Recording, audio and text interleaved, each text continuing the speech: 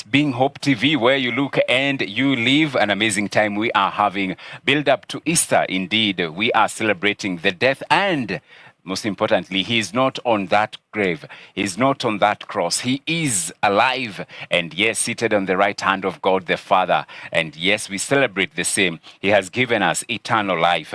Now time for the newspaper review, what is being reported in the dailies. And we start with the Standard. And they go with the headline, Unfit but approved. And there are two photos there of the two CS nominees. There is Mr. Roko there and Madam Cheptumo. And there were issues that were raised by the members of parliament that were vetting. But all in all, they just approved.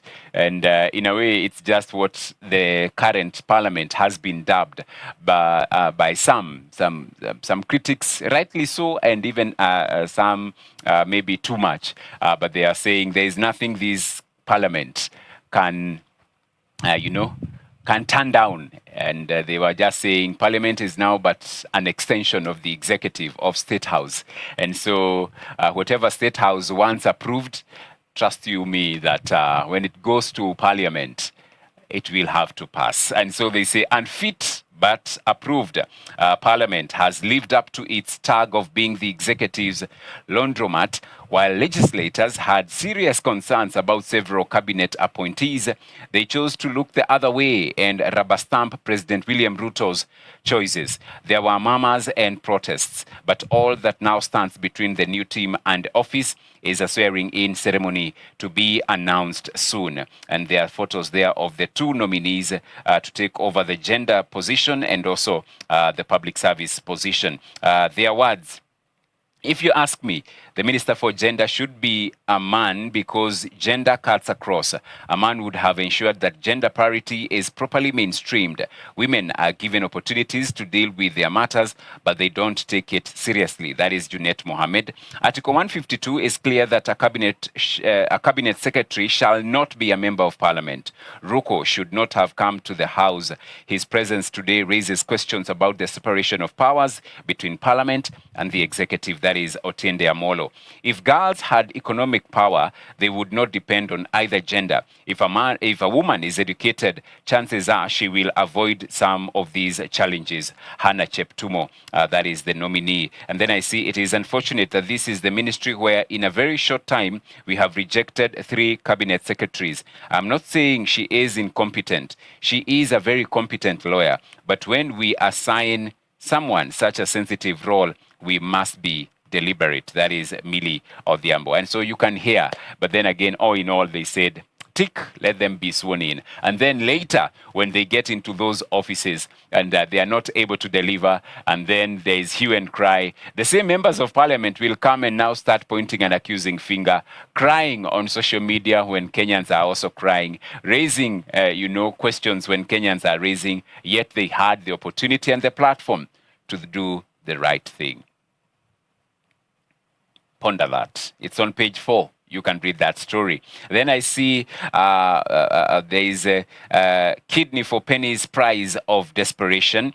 Poor Kenyans have been caught up in a web of global organs black market, and it is taking a toll on many. Some have sold their kidneys for a few coins, and their health is now in tatters. That sad story there.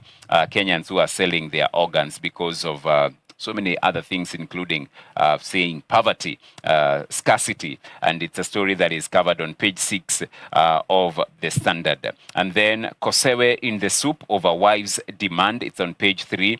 Heritage in rubble, bulldozers, bombers battle for identity as well. That's another story that you can read on page 10, even as the so-called renovation of the bombers of Kenya commences and continues. So they are saying it's a heritage in rubble, as bulldozers, bombers, and a battle for identity. It's a story that is on page and number 10. And then I see the President William Ruto has officially gazetted the appointments of 2 new cabinet secretaries and 14 principal secretaries as well. And the Court of Appeal has declined to suspend a High Court judgment that blocked the sale of parastatals, dealing a major blow to the Kenya Kwanza administration as well. Then I see on the same standard, but then the pullout this morning, it's the real estate pullout. Will taxman net more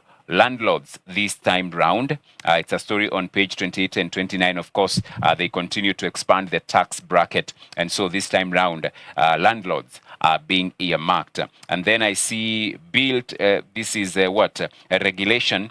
Built environment professionals protest fee hike inside the same pullout, and ranking why Europe tops in dynamic cities. That is in the Standard. Going to the Daily Nation and what they are covering this morning, it's about the Afya House, and they say Afya House achieves doctored organ trafficking dossier. So a member of a government team that investigated suspicious kidney transplants at Eldoret's Medihill Hospital has sensationally claimed that the final report was altered to exclude damning findings, deepening the controversy surrounding a scandal that put the lives of many Kenyans in grave danger. Who was behind these interference, and for what reason, they ask.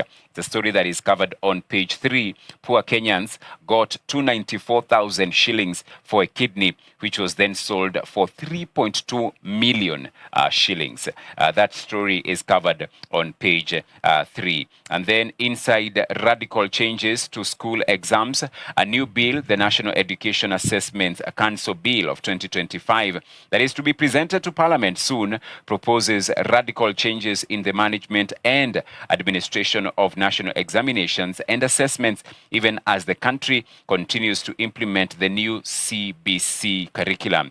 The story that is on page number 10. Even before the full implementation of the CBC, there are now even more recommendations and radical changes to how national exams and assessments will be managed in future. And some of the proposals: electronic marking of tests, AI-powered scoring of exams, real-time assessments, and tougher penalties for cheats.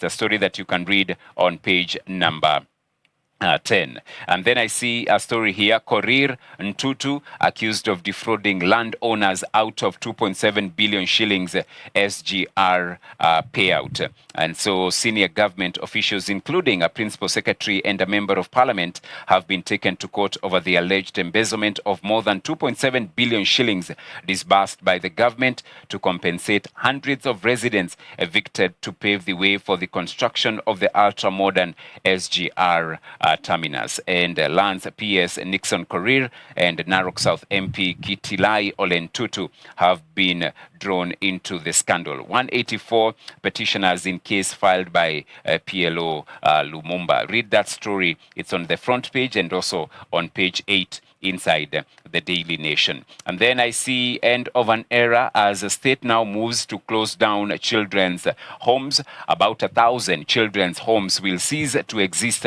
following an order by the state that explores new ways of care for these vulnerable group. Get that story on page number 2.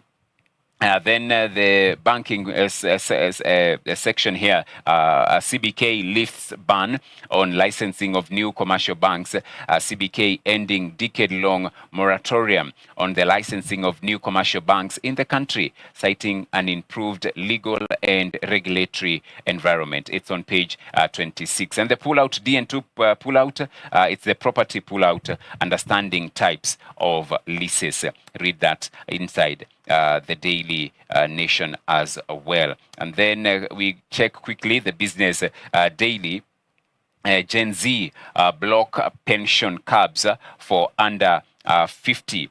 Young workers oppose RBA proposal. Regulator softens stand on early access. So the Retirement Benefits Authority has ditched its push to block workers from accessing their pension savings before age 50, following opposition from young employees.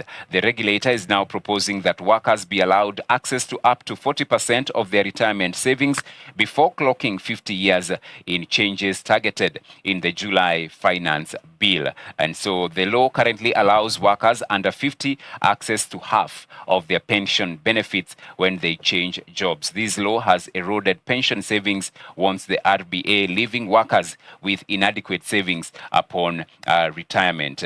And then defaulters of affordable housing loans will have a shorter window to regularize their mortgages before their homes are auctioned, should the Senate ratify a fresh amendment to the Land Act 2012. So that is in the Business Daily this morning. And then naona hapa CDF, Raila achokoza nyuki, wabunge wa mbana Mbadi kuhusu uwezekano wa kunyimwa hazina hiyo kama anavyotaka Raila. Zogo la ardhi ya makaburi la Tokota Nairobi ni siasa za usaliti mlimani.